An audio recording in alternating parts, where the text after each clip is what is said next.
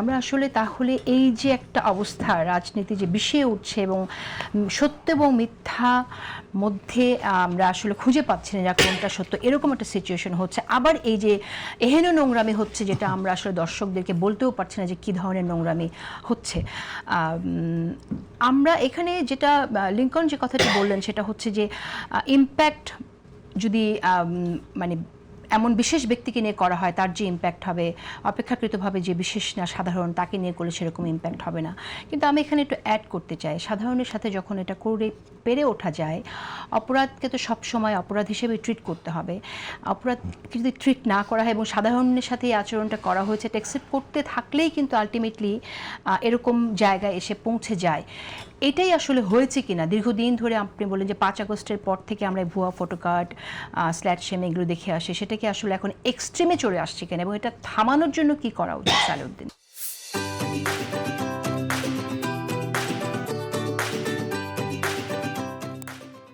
যদি শেখ হাসিনা এবং জয়ের একটা ছবি দিয়ে আওয়ামী লীগের আমলে যদি বলা হতো স্বামী এবং স্ত্রী, তাহলে ওই যে লোকটা সে কি কারাগার থেকে কোনোদিন বেরোতে পারত?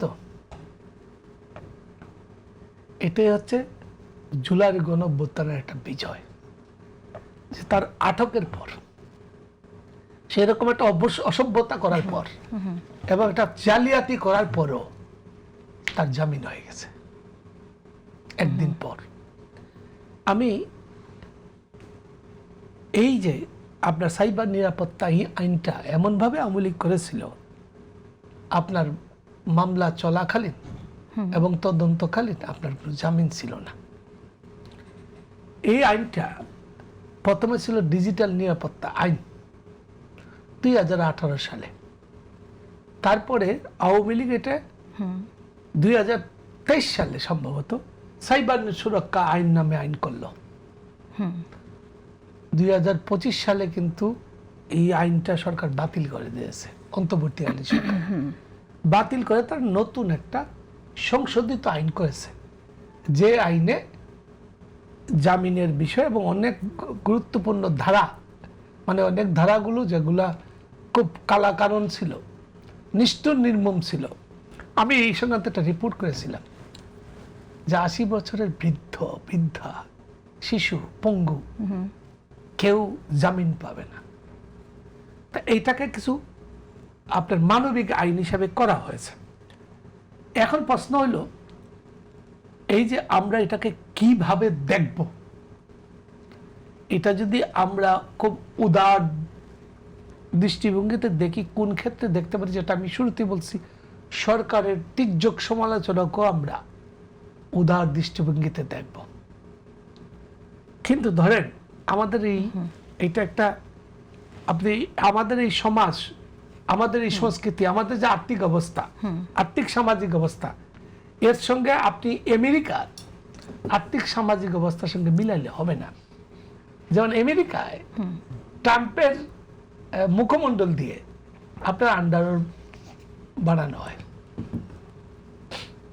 ওটা ওই দেশে এটাকে একটা বড় আকার হিসাবে নেওয়া হয় না, কিন্তু আমার সোসাইটি তো এটা গ্রহণ করবে না। রাইট। এখন প্রশ্ন হলো, উনি যেটা বললেন, মাননীয় এমপি, 2জন এমপি আছেন, খুব সৌভাগ্য, 2জনের সুপি চেহারা, আমি মাঝখানে বসে আছি। তো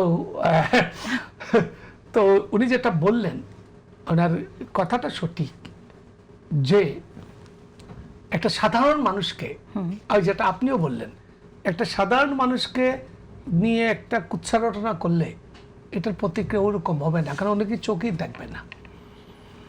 যখন এটা জাইমা রহমানকে নিয়ে হবে, তখন সবাই দেখবে, তার প্রতিক্রিয়া কিন্তু ব্যাপক। কেন?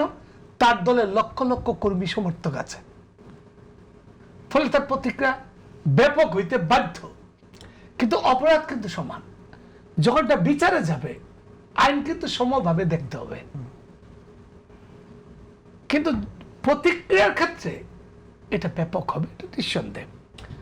এখন আমাদের মনে হয় সময় এসেছে, আমরা ফ্রি স্টাইলে চলেছি অন্তর্বর্তীকালীন সরকারের আমলে, কারণ তখন কেউ সরকারে ছিল না, সবার সরকার ছিল অন্তর্বর্তীকালীন সরকার। ফিস্টাইলে অনেক কিছু হয়েছে এবং এই ফিস্টাইলটা এখন বন্ধ করতে হবে।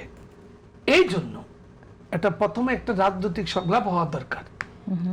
তারপরে এই আইনগুলাকে কিভাবে এই যে অপপ্রচার, কুৎসারটনা, জালিয়াতি, মিথ্যা ফটো কার্ড বানানো ইত্যাদির কিভাবে প্রথমত আপনি আইন দিয়ে পুলিশ দিয়ে নিয়ন্ত্রণ করার ছেড়ে সামাজিক রাজনৈতিক ভাবে এগুলাকে দূর করার। একটু আগে উনি বোধহয় যখন চলছিল না তখন উনি একটা কথা বললেন যে জামাতের আমির সাহেব নির্দেশ দিয়েছেন যে তোমরা ফেসবুকে এখন পোস্ট দেওয়াটা বন্ধ রাখো।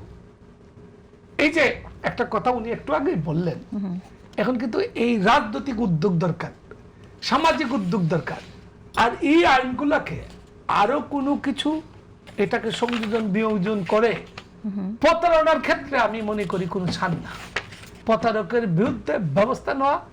হ্যাঁ, তবে আমি মনে করি যতক্ষণ পর্যন্ত তার অপরাধ প্রমাণিত না হবে ততক্ষণ পর্যন্ত তার জামিনের অধিকার দেওয়া। কিন্তু এইসব বিচার সংক্ষিপ্ত মানে দ্রুত হওয়া উচিত। আপনি সে একটা অপরাধ করলো, একটা মিথ্যা জালিয়াতি ঘটনা ঘটাইলো, আপনি তাকে আটক করে আবার জামিনও দিয়ে দিলেন আর তার মামলা চললো 20 বছর, তাহলে আর কোনো মূল্য নেই। কোনো মূল্য নেই।